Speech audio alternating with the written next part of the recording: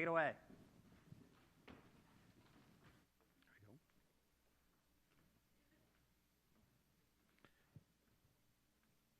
go. Well, thanks. I'm glad to be here. I'm going to be talking about retail social experience, and the headline on this is when you think about social media, don't think of it as some channel you put ads in.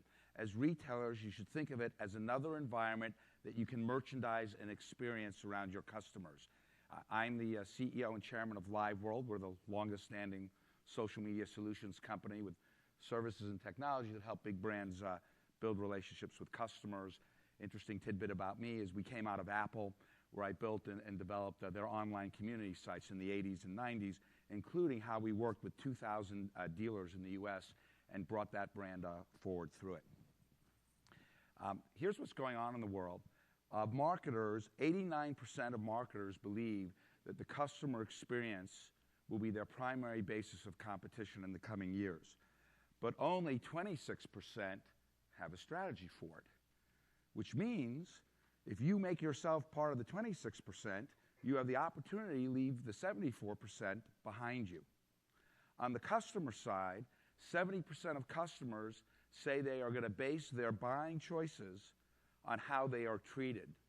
Not on the product, not on the price, not even on the location, but how they are treated, which we call customer experience. So what does that mean for us? Product-based messaging and competitive advantages, whether it's a brand's product or a retailer's selection or price or something like that, is going to become less and less of the driver. It's harder and harder to reach customers and influence their behavior, so we have to find new ways of influencing them and winning them. We believe that customer experience will be the chief battleground for retailers in the coming years. And a really good example of this that shows it's not new is Sam Walton, who built the biggest retail company in the world. And he says, or said, that the experience that the associates in the store give the customers, what drives their loyalty to come back again and again. And elsewhere in the book, it says the conversation is the big driver. And that's where the profit lies. The experience is created right there on the floor, or if you have a website, on the website. So our big idea is that great businesses are driven by dialogue and relationships, and you can use social media to drive that experience and create a personal touch at scale. So again, social media is not about putting your ads on Facebook. It's about creating a customer experience before, during, and after they come to your store or to your website. And I'm going to give you some examples. First, let's start with Starbucks and how they focus their marketing and their social media on the customer's story instead of their own. And they did that this past year with a campaign. Oh, well, first I should tell you their research has always said, out of the store research, the thing people liked the most was the other people, even if they didn't talk to anybody. So here's their campaign, which starts with its videos, but I've done it this way. Millions of people go there, but it's never been about the coffee.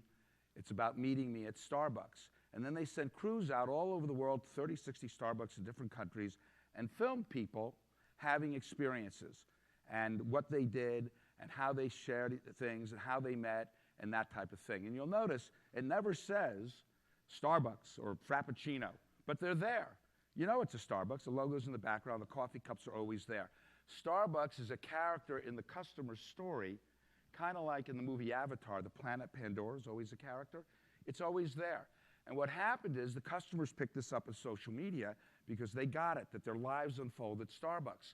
So here's a woman, and she says, I met my husband at Starbucks. Here's our wedding picture. And here's the pet club group and the charity group. And then Starbucks took those customer stories, put them together on a Pinterest page, and highlighted them. So they kicked it off with inspiration, stories about the customers, then empowered them to amplify it, and then they took their media and amplified it more. Second example, TJ Maxx. This is an example from a few years ago, before Facebook and that type of thing, when we worked with them to build an online community and amplify the shopping experience. And TJX came to us and said, our customers are putting pictures up online about their deals. And right about that time, with that same insight, they ran this TV spot you may remember. I just wanted to say that I got an amazing deal on this entire outfit at TJ Maxx. Oh, I always do this. It's just that this is a real designer, not a made-up one.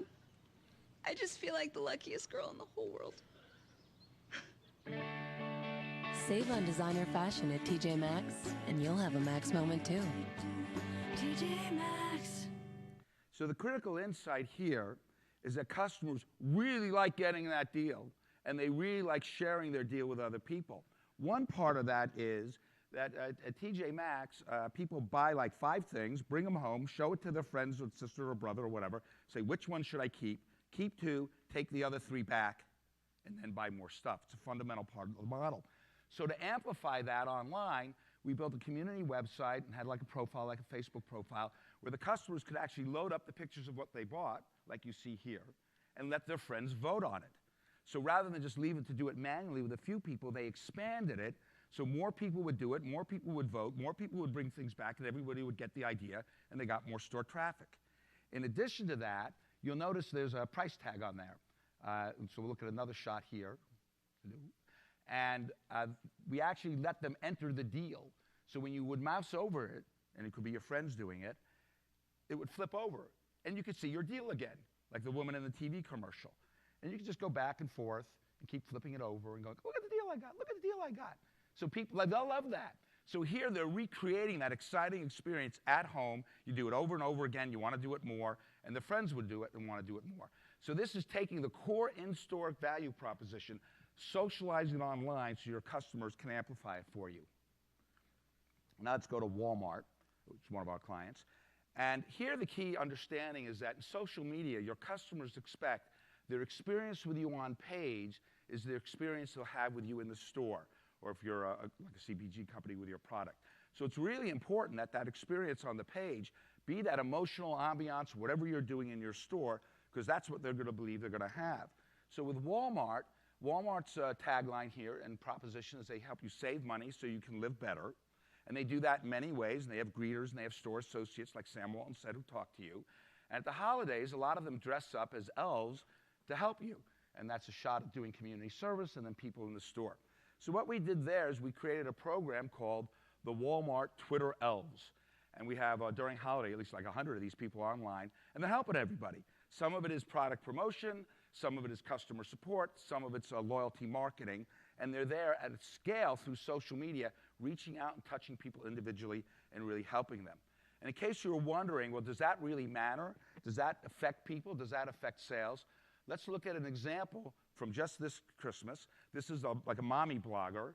And what she says on her blog, not even on Walmart's pages, Walmart read my blog and tweeted me. And then she says, I'm sure they tweet lots of people, but they tweeted me. How oddly cool is that? And she has a lot of people that read that blog. And this happens over and over and over again. So they're able to set people's expectations. We're paying attention to you personally. And then you may say, does this really matter competitively? So this is another example, and there's a lot of these, where somebody in a completely different thread, because of how these Walmart elves talked to them and helped them, said, I'm breaking up with Target, Walmart for the win. And we've seen this again and again and again. I left you, I'm coming back because you're paying attention to me, you're treating me right, you're giving me a good customer experience. So what's the summary on this? Number one, customer experience is the next battleground. Conversations shape relationships and loyalty. Social media lets you do this at scale. And that's a little bit about our company. We do all this stuff with services and technology. You can see all the retailers we work for. And last, we have a book. I wrote a book on all this, which is available free. I hope we're giving some out, but if not, it's on our website. Download the whole several hundred-page book as a PDF. And now we have time for questions. I can't see anybody, so, but I'm sure you're all there because I hear people laughing. Everyone is here. I know. The lights are strong. Anyone have any questions? Get things started. Peter, what about those? I mean, I'm looking at some of these here, and you know, something that comes up a lot is like converting mobile traffic and things of that nature. A lot of this social stuff, real good, but you know, what are the secrets to getting it to actually convert? Okay, well, I think the first thing is you want to not look at the funnel as a linear conversion because it's really moving on multiple other places. And there's a point where to convert somebody, you have to get into the kind of emotional center. And if you're in a physical retail, key thing is when they're driving down the street, do they turn into your parking lot or do they turn into somebody else's first? So you have to have them in that emotional center. And then I think what you have to do is you have to mix emotional marketing through social media with product messages that move them. And I can tell you, because we work for big retailers, you put up a product message, people run into the store and buy it. You have to be careful, though, because that's just a one-time shot.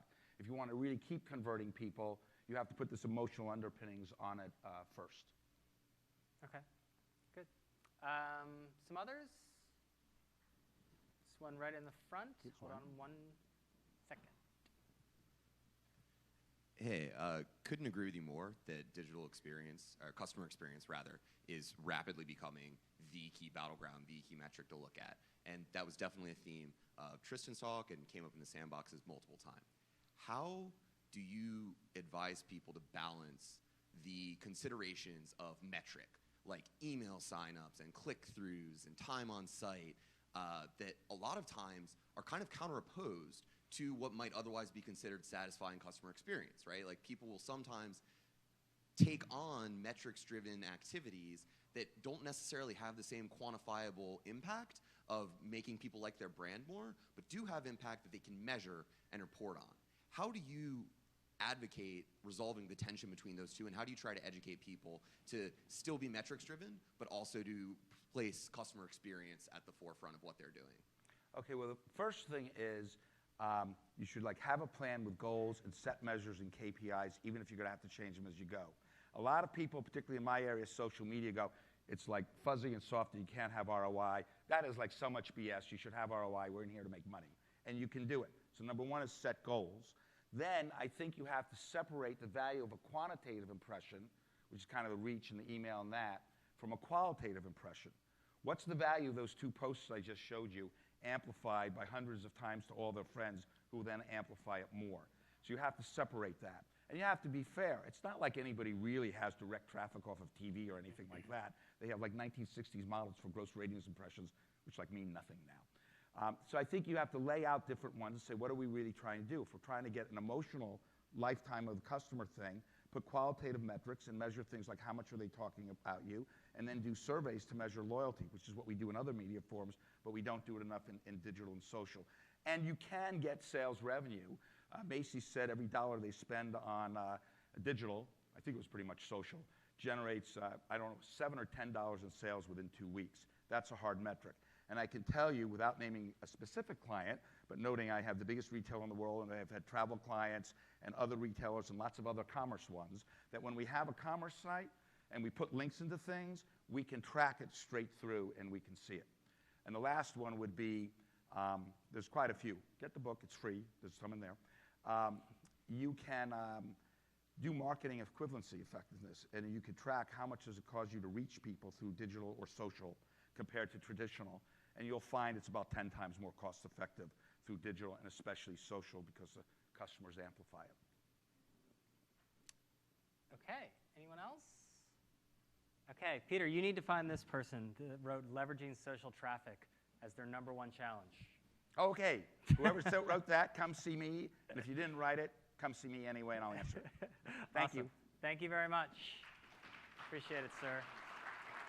Okay.